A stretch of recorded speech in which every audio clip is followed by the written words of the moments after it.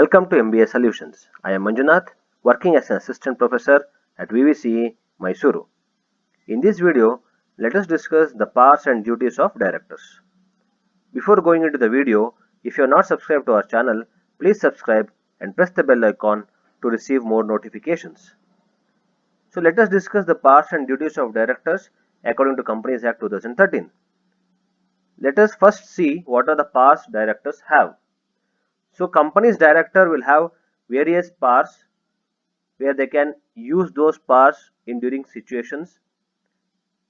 So let us see the first power, the power to make call on shares in respect of unpaid money.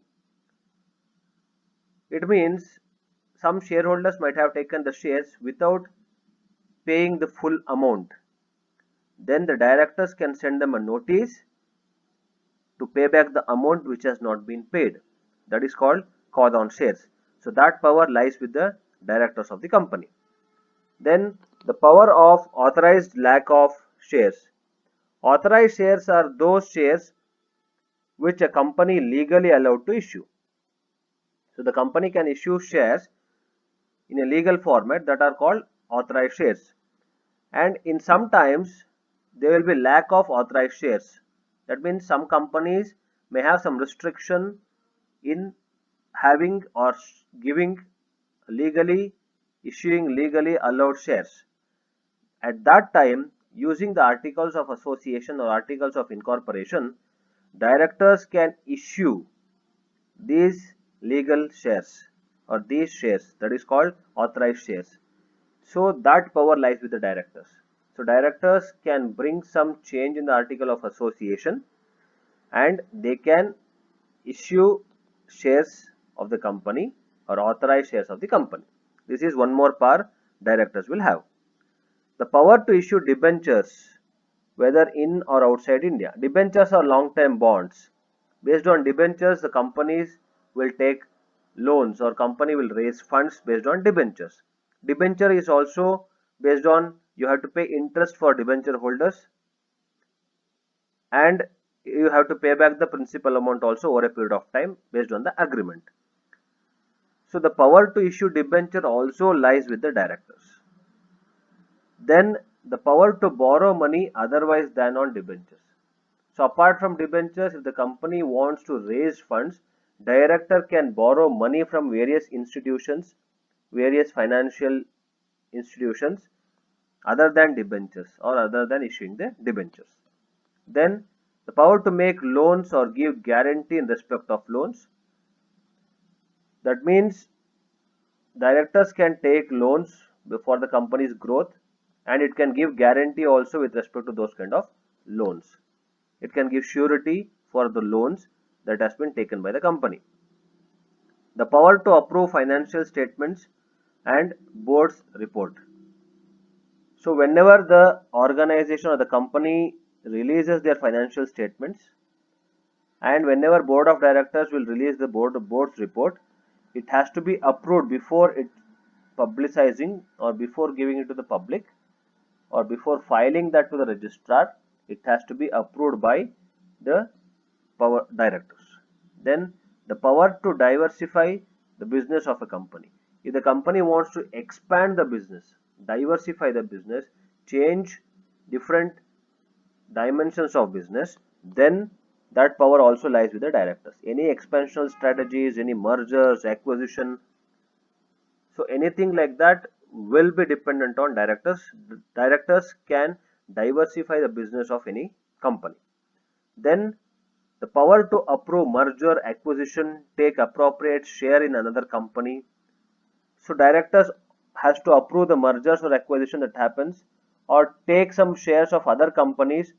That also has to be approved by the directors. If director does not approve mergers, acquisition or taking shares of another company, might not happen. For example, China recently has taken some shares in HDFC Bank. So without the approval of directors, they cannot take shares of any other companies or any other bank. China means China's bank, one bank in China has taken shares of HDFC Bank. So like that, director should approve all this in an appropriate way. Power to fill casual vacancy. This we discussed when we were discussing casual vacancy. So whenever any director move out of the organization and when casual vacancy is created, then the power to fill that casual vacancy lies with the directors of the company. Then power to appoint first auditor of the company. The auditor who becomes the first auditor who gets appointed will be appointed by the directors of the company. Power to make political contributions. Any contributions to the political party, supporting political parties, that also lies with the directors of the company. Any contribution to the fund of the political parties, that also lies with the directors of the company. Power to appoint additional and alternate directors. This also we discussed. When additional and alternate directors has to be appointed, they can be appointed in board of directors meeting. They don't have to wait for annual general body meeting. Now, power to declare interim dividend. Dividend is also like sharing profit with the shareholders. Interim dividend means middle of the financial year. If they want to declare the share of profit with the shareholders of the company in the form of dividend, then directors can or they have to approve or declare interim dividend between anyhow at the end of the financial year. Organization will definitely announce dividends, but any dividend which is to be given at the mid of the financial year, that has to be approved and declared by the directors of the company. Then power to remove key managerial positions, maybe CEO of the company, CFO of the company, they can be removed by the directors. So directors have that much of power where they can remove key managerial positions or people who are having a key managerial position in the organization. Then directors can sell or lease any asset of the company for the purpose of the company's sake. So they can sell or lease any asset of the company, and all these powers comes through the articles of association. So we should keep that in mind. So anything which is mentioned in article of association becomes a power to the director. Then allow time to directors for the repayment of loan. If any other directors have taken loan, then the directors who have not taken loan, they can allow them to repay the loan and give them some time to repay the loan. Then power to contract with third party. So any third party want to come into a contract with the organization, directors always have the power to have a business contract with those kind of third parties. Power to form policy for effective running of business. They can frame different set of policies, rules, regulations, procedures in the organization for effective and smooth running of the business. So directors frame a lot of policies where business can flourish in future. Power to appoint manager, secretary of the company. So they appoint general manager of the company, secretary of the company, company secretariat, all this. Power to control and supervision of work of subordinates. So they can control and supervise, check, evaluate, assess their subordinates, how they are working, whether their performance is good or not. Then coming to duties of directors.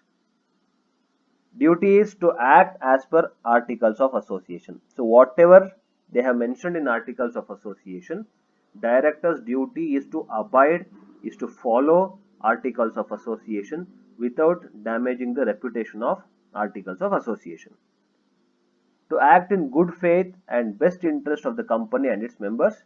So he should be trustworthy, he should act in good faith with lot of involvement. Best interest is involvement of the company and its members towards other members or shareholders of the company. He should be a trustworthy person. He should work with lot of enthusiasm in the organization. That is his duty. Then to exercise duty with due and reasonable care. That means he has to put lot of effort to avoid harming others, and due diligence. That means steps to avoid committing an offense. He should not commit any offense. He should make lot of effort to take care of the company. He should make lot of effort not to harm any members or any other directors of the company or stakeholders or shareholders of the company.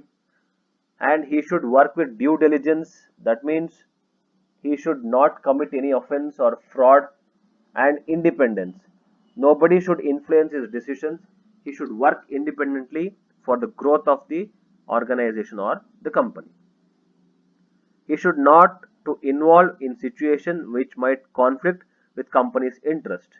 That means if company is getting damaged by the action of directors, in those situations he should not involve himself. So he should not involve himself in any situation which create damage or conflict with company's interest, company's objective, company's growth. Then he should not involve himself in those kind of situations. Not to achieve or attempt for undue gain or advantage to himself or relatives. So he should not get any undue advantage out of the company, because directors will have lot of powers. Because of that power, they should not misuse the power and take advantage for himself or for the relatives, because they can raise so much of funds, they can issue debentures, they can take loans, they can be a guarantor for taking loans. In that case, there are chances where they take undue advantage for themselves or for the relatives. That should not happen, because that is against the policies of the organization. He shall not assign his office to any other person. That means he should be a part of the organization. He should sit in his chair, perform his duties. He should not hand over his powers and duties to anybody.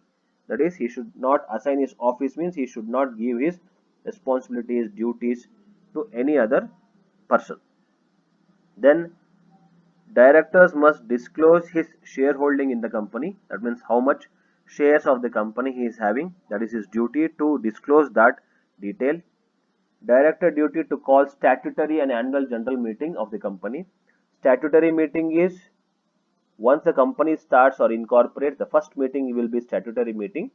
Annual general meeting is every year organization should have annual general meeting. These two meetings has to be called and organized by the directors. That is the duty of directors.